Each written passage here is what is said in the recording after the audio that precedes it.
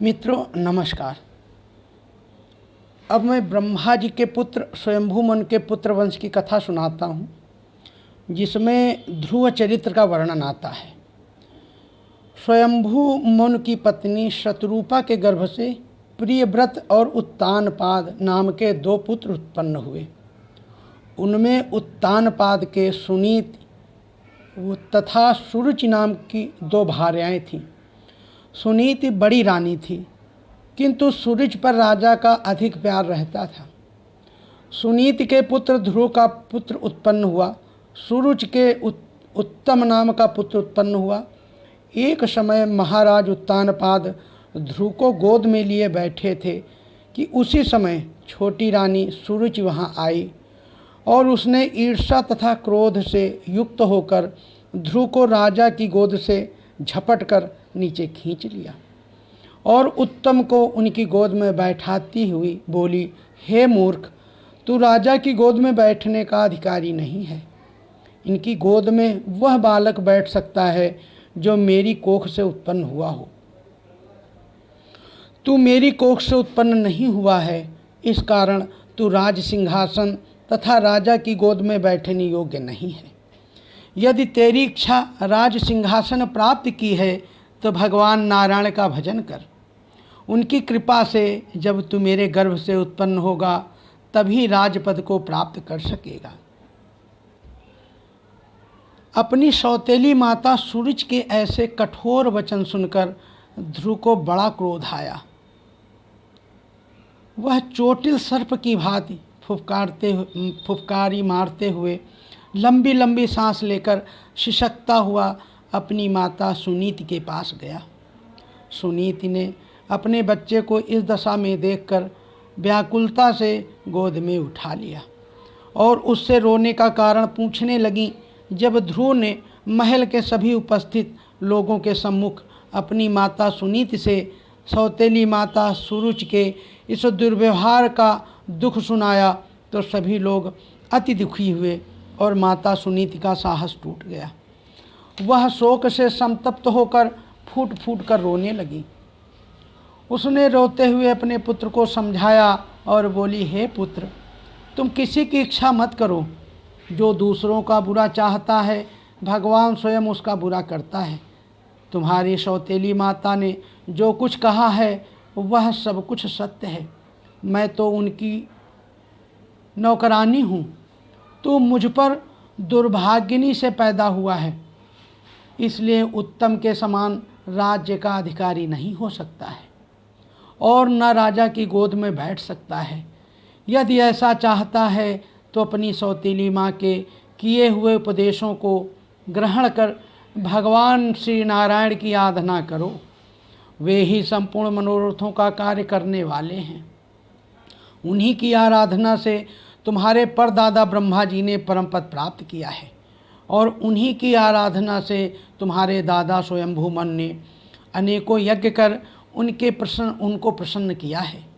संपूर्ण लौकिक तथा अलौकिक सुखों को देने वाले, अंत में मोक्ष देने वाले वे ही भगवान नारायण हैं। उनके अतिरिक्त तुम्हारे दुख को दूर करने वाला और कोई नहीं है। माता सुनीति के इन सार्थक वचनों को सुनकर ध्रुव को कुछ ज्ञान उत्पन्न हुआ। बुद्धि से अपने चित्त को स्थिर करके पिता के नगर से चल दिया। ध्रुव के दृढ़ संकल्प को समझकर नारद जी मार्ग में ध्रुव के निकट आए।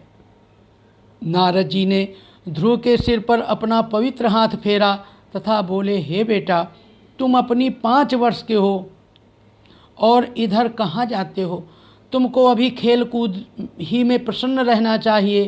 तुम माता के कहे हुए कटु वचनों का कोई ध्यान न करके अपने घर लौट जाओ। अभी तुम्हारी अवस्था ही क्या है जो तुम ऐसे मान अपमान का ध्यान करते हो। मनुष्य को अपने कर्मों के अनुसार ही सुख दुख तथा मान अपमान मिलता है। भगवान की लीला बड़ी विचित्र है, इसलिए जो कुछ भाग्य में है उसी पर संतोष करके अपने घर रहो। माता के ऐसे उपदेश से तुम जिन भगवान की प्राप्ति करना चाहते हो वे भगवान आसानी से प्राप्त नहीं होते हैं। उनकी आराधना बच्चों का खेल नहीं है। बड़े बड़े योगी जन जन्म जन्मांतर तक अनासक्त रहकर उनकी कठोर तपस्या करते हैं, वो तब भी उन्हें प्राप्त नहीं कर पाते हैं।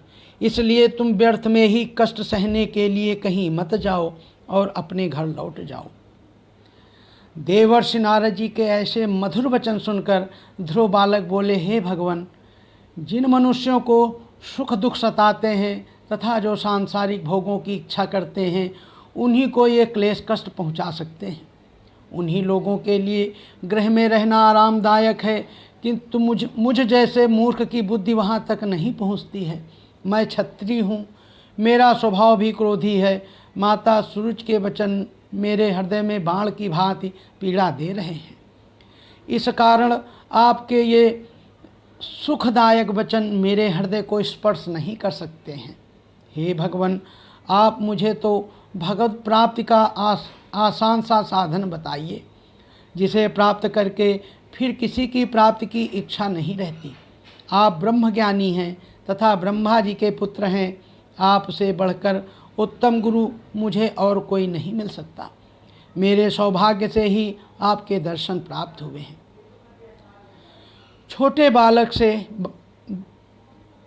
बालक ध्रुव की ऐसी ज्ञान भरी बात सुनकर नारद जी अति प्रसन्न हुए तथा इस प्रकार बोले, बेटा ध्रुव, तुम्हारी माता सुनीति ने जो उपाय बताया है वही उत्तम उपाय है। भगवान वासुदेव की प्राप्ति हेतु उन्हीं का भजन करो। अर्थ धर्म काम व मोक्ष चारों पदार्थों के देने वाले वे ही श्री वासुदेव हैं। बेटा, अब तुम जमुना किनारे जाओ। वहाँ कालिंदी तट पर मधुबन में सदा भगवान का निवास रहता है। वह स्थान श्रीहरि का निज धाम है। वहाँ त्रिकाल स्नान करके यथाविधि आसन बिछाकर चित्त को स्थिर करना, फिर रेचक पूरक कुंभक विधि से प्राणायाम द्वारा शनैः शनैः अपने मन इंद्रियां तथा प्राण के दोष को दूर करके एकाग्रता अर्थात चित्त मन को एक ही स्थान पर लगाए रखने का साधन करना। जब चित्त भली प्रकार स्थिर हो जाए और कुछ काल तक एक ही स्थान पर ठहरने लगे, इधर उधर दूसरे विचारों में न ढोले, तब उसे भगवान के स्वरूप के ध्यान में लगा देना। बेटा, भगवान के स्वरूप का ध्यान इस प्रकार करना चाहिए। भगवान मेरी ओर प्रसन्न बदन से देख रहे हैं, वे मेरी ओर मुस्कुरा रहे हैं, वे मुझे वर देने आए हैं। उनके अंग प्रत्यंग अति सुंदर तथा मनोहारी हैं। उनकी युवावस्था है। शरीर का गठन अति सुंदर तथा सुडौल है। वे अति बलशाली हैं। उनके सिर पर रत्न जटित मुकुट झिलमिला रहा है। कानों में मकराकृत कुंडल हैं। करोड़ों सूर्यों के समान उनके मुखमंडल की छटा चमचमा रही है। भक्तों के अतिरिक्त उनके मुखमंडल की ओर अन्य कोई दृष्टि भी नहीं कर सकता। उनका तेज अपार है। गोल मुखाकृति चित्त को खींच लेती है। केसर तथा कस्तूरी का तिलक शोभायमान है। कंठ में गजमुक्ताओं का हार तथा कौस्तुभ मणि शोभायमान है। वक्षस्थल पर वनमाला तथा श्रीवत्स का चिन्ह शोभा दे रहा है। उन्होंने मेघवर्ण श्याम शरीर पर दुपट्टा पहना हुआ है। कटिभाग में पीताम्बर तथा करधनी शोभा पा रही है। उनके 4 भुजाएं हैं, जिनमें भक्तों को अभय देने वाले आयुध शंख चक्र गदा पद्म शोभा पा रहे हैं। उनकी भुजाओं में भुजदंड बाजूबंद कंकण आदि विभूषित हैं। उनके चरणों में नूपुर शोभा पा रहे हैं। उनके नख चंद्र आदि अति ही मनोहर हैं। उनके चरण तथा करतल लाल लाल हैं। उनके ओंठों का रंग रक्तवर्ण के समान है। इस प्रकार भगवान की मंगलमयी मूर्ति का ध्यान स्थिर चित्त से करना चाहिए। जब तक संभव हो उसी मूर्ति पर ध्यान लगाए रखना चाहिए। इस प्रकार ध्यान लगाने से साधक का मन उन्हीं परमानंद में मग्न हो जाता है। फिर चित्त नहीं करता है कि वह लौटकर अन्यत्र डोले। हे बेटा, इस प्रकार ध्यान करते हुए तुमको एक मंत्र बताता हूँ, उसका जप करते रहना। वह मंत्र यह है, ओम नमो भगवते वासुदेवाय।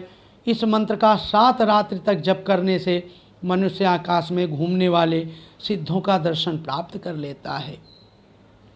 देश काल तथा स्थल के अनुसार जो पूजा की सामग्री प्राप्त हो उससे नित्य उन भगवान वासुदेव का पूजन करें। उनके पूजन में इसी मंत्र का प्रयोग करके षोडशोपचार से उनका पूजन नित्य करें। उनके पूजन में शुद्ध जल, पुष्प तथा जंगली फल, फूल, दूर्वा, वलकल तथा तुलसी का प्रयोग करें। सदा मौन रहें। कंदमूल फल का नियमित सेवन करें। तत्पश्चात उनकी कथाओं व लीलाओं का मन ही मन चिंतन करें। भगवान की पूजा तथा अर्पण आदि ओम नमो भगवते वासुदेवाय इस 12 अक्षर मात्र से ही करें। हे ध्रुव, इस प्रकार भगवान का पूजन तथा उनकी आराधना करने से वे प्रसन्न हो जाते हैं और अर्थ, धर्म, काम, मोक्ष को देते हैं। नारद जी का यह उपदेश ग्रहण करके ध्रुव ने उनकी परिक्रमा की तथा मधुबन की ओर चल दिए। नारद जी वहाँ चलकर राजा उत्तानपाद के नगर में आए। राजा ने नारद जी का विधिवत पूजन किया और उच्चासन बैठने को प्रदान किया। तब श्री नारद जी पूछने लगे, हे राजा, तुम्हारा चेहरा क्यों उदास हुआ है? तुम उदास क्यों प्रतीत हो रहे हो? क्या कारण है? राजा ने कहा, हे ब्रह्मर्षि, मैं बड़ा नीच तथा निर्दयी हूँ। मैंने स्त्री के वश में होकर अपने 5 वर्ष के छोटे से बालक को घर से निकाल दिया। हाय, वह नन्हा सा बच्चा न जाने कहाँ भूखा प्यासा घूमता होगा, कहीं रोता होगा, उसे तो कोई भेड़िया ही उठा ले गया होगा। न जाने मेरी बुद्धि पर क्या पर्दा पड़ गया था। उस बालक के अपमान पर मैंने कुछ भी नहीं कहा, मैंने उसका मन तनिक भी नहीं रखा। सौतेली माँ के दुर्व्यवहार से दुखी होकर वह घर से निकल पड़ा है। वह मेरी गोद में बैठा था, उसे उस पिशाचिनी सौतेली माँ ने मेरी गोद से नीचे गिरा दिया और मैं बैठा देखता ही रहा। इतना कहकर राजा के नेत्रों से अश्रु बहने लगे। तब नारद जी बोले, हे राजन, तुम उस बालक की तनिक भी चिंता न करो। जिसका रक्षक भगवान है उसका कोई बाल भी बांका नहीं कर सकता है। वह बड़ा प्रभावशाली बालक है। भविष्य में वह बालक अपने यश को सारी पृथ्वी पर फैलाएगा। वह सामर्थ्यवान है। अपने दादा मन तथा परदादा ब्रह्मा जी के समान ब्रह्मज्ञानी तथा लोकपालों से पूजित होगा। उसके प्रभाव से तुम्हारा भी यश इस संसार में फैलेगा। देवर्षि नारद के ऐसे वचन सुनकर राजा उत्तानपाद के चित्त को कुछ शांति हुई, किंतु पुत्र शोक के कारण अहर्निश चिंता मग्न रहने लगे। उधर बालक ध्रुव ने यमुना जी के तट पर मधुबन में जाकर स्नान किया और उस दिन पवित्रता के साथ बिना कुछ खाए पिए रात्रि व्यतीत की। तदुपरांत नारद जी के वचनों के अनुसार मन को एकाग्र करके भगवान नारायण की उपासना प्रारंभ की। ध्रुव ने तीन रात्रि के अनुसार अपना आहार आरंभ किया, अर्थात 3 रात्रि व्यतीत होने पर कैथ तथा बेर खाकर निर्वाह किया। इस प्रकार भगवान की आराधना में 1 मास समाप्त किया। दूसरे मास में ध्रुव ने 6 रात्रि के अंतर से शरीर निर्वाह के लिए केवल सूखे पत्ते खाकर भगवान की उपासना की। तीसरे मास में 9 दिन व्यतीत होने पर जल पीकर भगवान का मनन किया और समाधि योग में रहे। चौथे मास में 12 दिन के पश्चात केवल वायु पीकर भगवान के ध्यान में रहे और ध्यान योग द्वारा उनका पूजन किया। 5वें महीने के आरंभ में ध्रुव ने अपनी श्वास को रोककर एक पैर से खड़े होकर परब्रह्म का ध्यान किया। उन्होंने अपनी श्वास आदि को रोककर मन को एकाग्र करके हृदय में स्थित भगवान नारायण के स्वरूप का चिंतन करना आरंभ किया। उन्होंने महतत्व आदि एवं प्रकृति तथा पुरुष के आदि संपूर्ण ब्रह्मांड के स्वामी परब्रह्म की आराधना की। उस समय उनके तेज से तीनों लोग कंपायमान हो उठे। एक पैर से खड़े हुए ध्रुव के अंगूठे से पृथ्वी दब गई। ध्रुव संपूर्ण इंद्रियों के द्वारा तथा प्राण वायु को रोककर भगवान नारायण का ध्यान करने लगे। उनकी श्वास के रोकने से तथा उनका संबंध संपूर्ण भूत प्राणियों में होने से सबकी श्वासें रुक गईं। संपूर्ण लोकों में खलबली मच गई तथा श्वास प्रश्वास के रुक जाने से तीनों लोकों में घबराहट उत्पन्न हो गई। संपूर्ण देवता लोग लोकपालों के साथ भगवान के पास गए। देवताओं ने कहा, हे भगवान, इसका क्या कारण है कि हम सब प्राणियों तथा स्थावर जंगम आदि सभी जलचर थलचर जीवों की प्राणवायु रुक गई है। हम आपकी शरण में आए हैं, आप हमारी रक्षा करें। भगवान श्री नारायण बोले, हे देवताओं, घबराने की कोई बात नहीं है। मेरे भक्त बालक ध्रुव ने अपनी 5 वर्ष की अवस्था में ही, इतने अल्पकाल में, केवल 5 मास में ही कठिन तपस्या के द्वारा मुझे प्रसन्न किया है। जितने अल्पकाल में इस मेरे भक्त बालक ने मुझे प्रसन्न किया है, उतने काल में किसी ने भी तपस्या करके मेरी प्राप्ति नहीं की है।